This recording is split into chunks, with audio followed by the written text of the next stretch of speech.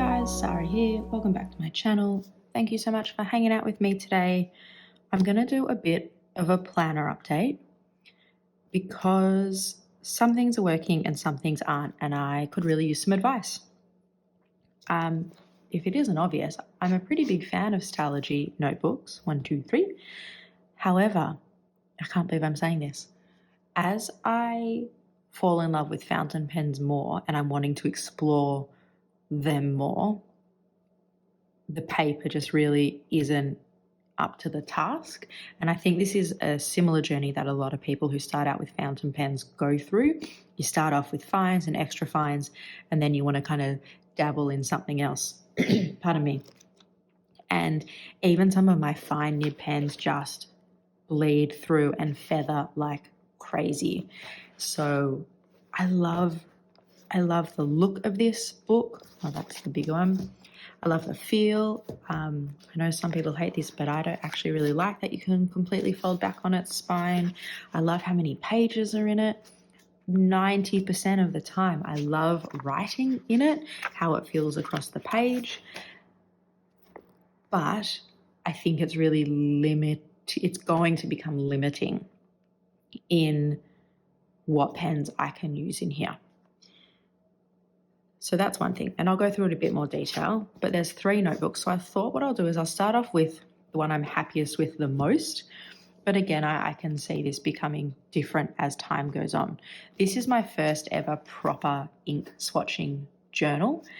It is a Stalogy B6 in the half year. I think B6 I love the B6 size. That's an A6 for comparison, or like a pocket, which a lot of people love. There aren't too many notebooks in this size though, so that's one thing. I was using an A5 before, and something about the slightly smaller size I just really, really love. What I've done in this one, and some things in here haven't worked, and I'm just learning, but I don't, because this is quite creative, I don't mind that I'm learning. The thing that hasn't worked the most is sometimes sticking pages together has gone not so well, because I started, how about I just flip through? So I started using both sides and went, no, I don't like that it shows through. I just want to look at what these inks are for themselves. So then I started skipping pages, but then there were some times I wanted to swatch across 2. This is my least favorite, so we're not going to talk about this one. Swatch across 2, and then it was like, well, what do I do for the next page? Do I leave it blank, or do I start sticking them together? Sticking them together worked, or has worked, and then in this case I actually stuck something in there. Sticking them together has worked, and I don't know if it's because I'm getting through the book more or because it's getting chunkier, but I've actually started struggling with it a little bit. I even ripped it down here. So that's a pity. I don't think it wrecks the swatches, but you know, just from a perfectionist point of view, that really annoys me. Sometimes I get it, sometimes I don't. See, just there. This one I actually just did differently just then. Instead of putting tape in here, I just did 3 sides, and that seems to have worked a bit better.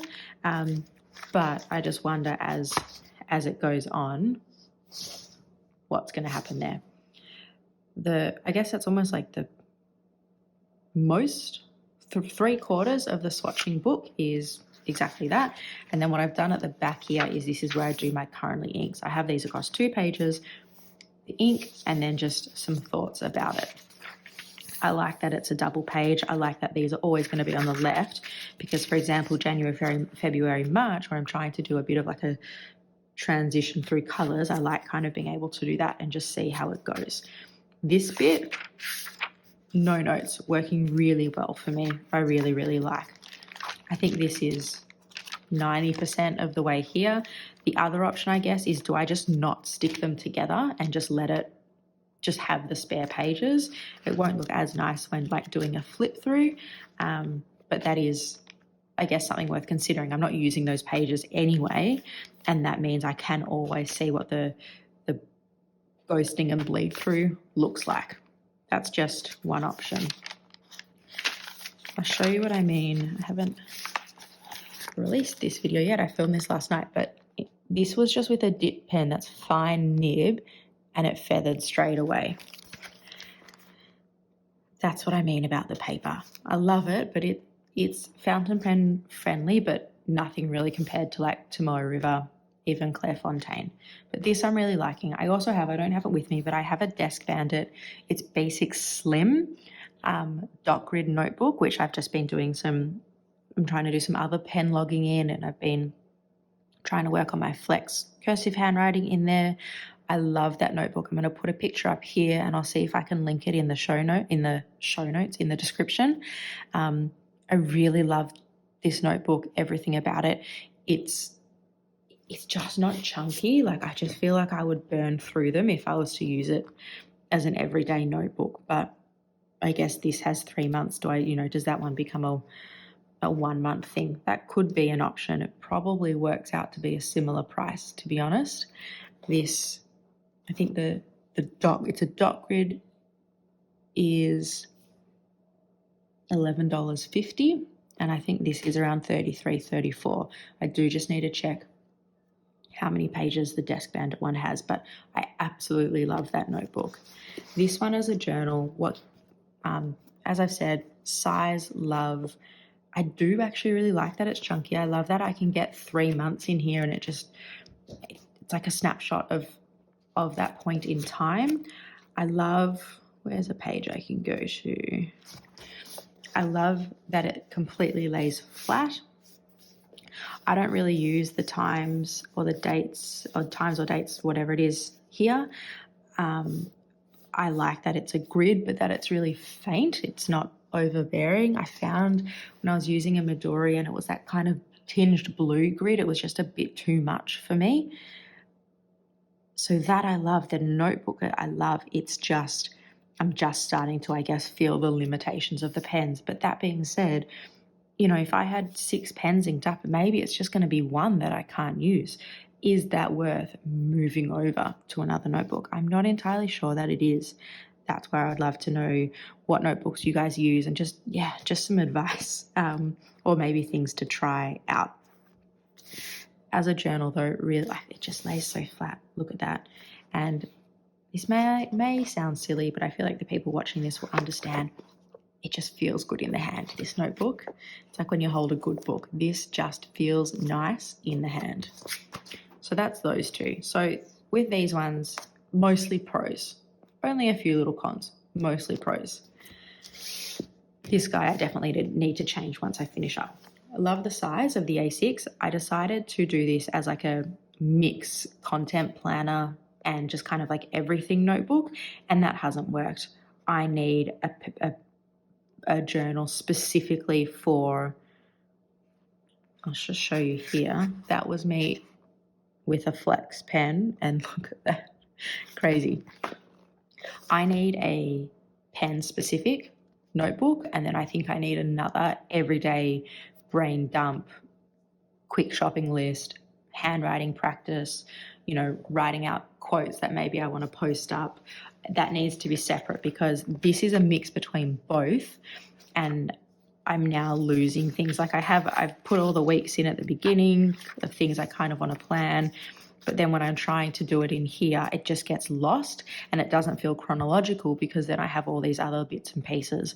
So what I think I need to do, I really wanted to limit how many notebooks I have, but I think I do need to separate that back out and have a pen specific and then an everyday, which will take me to 4 notebooks, which is okay. That being said, the Desk Bandit one that I'm using, I'm actually doing a different type of pen logging in, which could kind of be 5, but maybe that's something that can be mixed with the content, do like the back page, because it won't take up too many pages. So that's where I'm at with my 3 and the Desk Bandit one, but that's not really like an everyday at the moment. These ones, this one is working well. I feel like as I get to know pens and inks more and more, I'm probably going to end up wanting to swatch in a Tomoe River as well, because the paper is just so beautiful. So then I need to make the decision, do I have 2 ink swatching journals so I see the difference? The reason I love swatching in here is because I want a true representation of what it's going to look like in my everyday journal. However, if this ends up changing, that can change things as well. But love, you know, this one has such a strong place in my heart. It's just that chunkier, wetter pen discovery that I'm starting to struggle with. And that's where I would really love your advice about what B6 notebooks, fountain pen friendly B6 notebooks you like. Do you prefer the chunky, or are you happy to kind of burn through them? Yeah, I really would love to know your thoughts. And this one, I already know once this one's finished, I need to split it. Don't mind the size, but also wouldn't mind going big. I think I'm very type A. The idea of them all being the exact same size I kind of like as well. So I could do that. I'm not fussed. Maybe that's kind of where those, I really love those Desk Bandit ones. They're great. If you live in Australia, I would jump on and have a look at them. It's just a really nice notebook. That's it, guys. This is one where there isn't tons of information. I'm hoping it's not too boring. I hope you do kind of are interested in this stuff, but this is definitely one where I would love some advice and to hear about your planner setups and journal setups, your go-to paper, etc.